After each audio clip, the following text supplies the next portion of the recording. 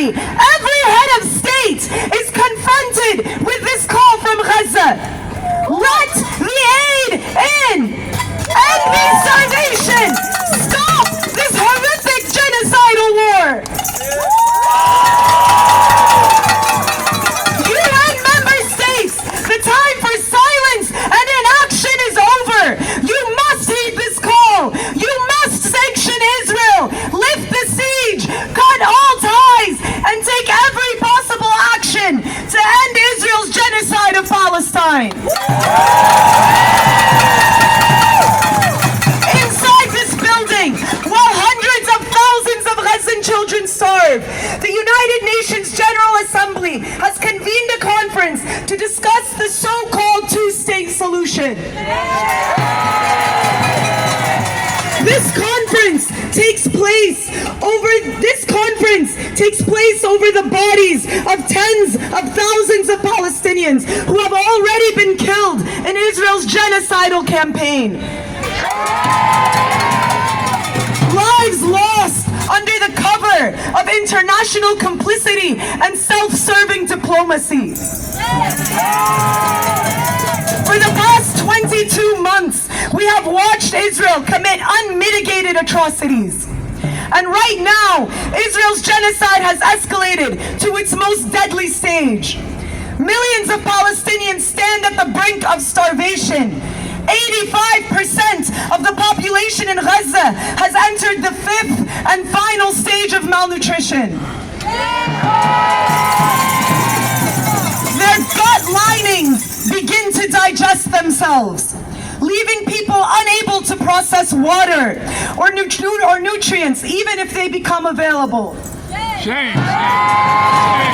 We have witnessed video after video of men and women collapsing from hunger, children hollowed into skeletons of themselves, entire neighborhoods turned to rubble, body parts blown off the body.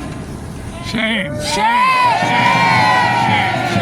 Netanyahu has made clear that the Israeli plan is to allow just enough aid to enter so that the international community will allow him to continue Israel's genocide while Palestinians continue to starve, but more quietly. The member states inside here know that. Yet instead of taking meaningful action to prevent the imminent death of millions under the leadership of France and Saudi Arabia, the participants of this conference offer us the same dead horse they've been beating for the last several decades. Not a two-state solution, but rather a political fiction, peddled to distract us from the root causes of the starvation of Gaza's people: imperialism and Zionism. It should be clear that there is no solution without justice, that there is no justice without liberation, and there is no liberation that includes continued international support and recognition of the Zionist entity who starves women and children to death and whose existence is predicated on Palestinian extermination and regional dominance. Now is the time for actions, not words. Gaza needs food, not empty promises to rein Israel in by recognizing the state of a people facing genocide. If these UN member states are truly concerned about peace, they must immediately join the Hague Group and commit to embargoing and sanctioning Israel. We will no longer accept our people's future and dignity being used for political gain, while pretending to support the Palestinian cause for political gain. Arab states like Egypt, Jordan, and Saudi Arabia have materially supported the Zionist entity's extermination of Palestinians. Not only are these countries complicit, but they are collaborators in genocide. Egypt has refused to take action to open the Rafah crossing, allowing thousands of urgently needed aid trucks to sit on the border while Palestinians starve just miles away. Cracking down on organizing efforts in support of Gaza, including most recently the global march to Gaza and previously charging Palestinians thousands of dollars for their attempts to seek safety. In its most recent act of political theater. Rather than opening the crossing, Egypt has airdropped a few scraps of aid. Jordan too has went out of its way to defend Israel during this genocide, shooting down missiles bound for Israel at the expense of its own citizens and repressing any criticism of its ongoing normalization with the Zionist entity. These states have abandoned the Palestinian cause and cemented themselves as lackeys for the imperialists and colonialists of this world. And in doing so, they have abandoned their own people too. The people of the world have been clear where they stand. For 22 months, the masses in capitals all over the world have erupted in support of Gaza. UN member states, nations of the world, now is your last chance. You either unite with the wills of your people and stand against genocide by sanctioning and cutting all ties with Israel, or you stand against the wishes of the masses and you face the consequences.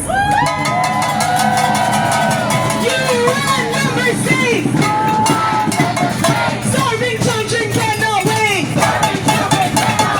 Starving children cannot wait!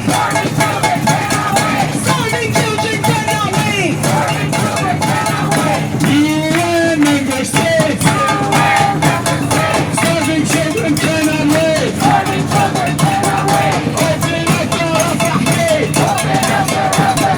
Open up the Rafah gate!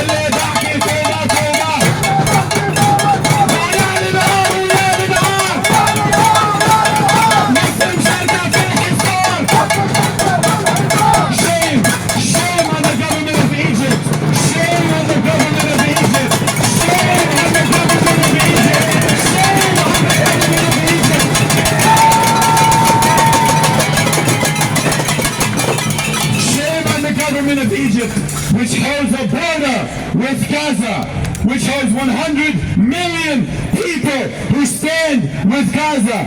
Shame on the government of Egypt for not forcing aid through the Rafah gate. Shame on the government of Egypt and shame on the government of Jordan for providing political cover, fleeing aid to the people of Gaza. The people of Gaza need food now. The malnutrition and starvation is so severe that people should be in intensive care. People should be receiving all-day medical attention, care to repair their stomach linings, to allow them to absorb this food.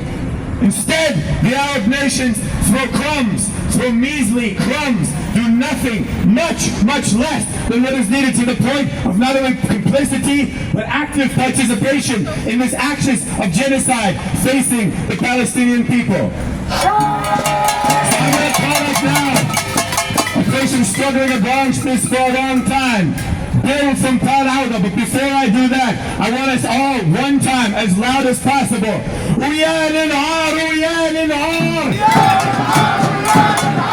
مصر مشاركة في الحصار.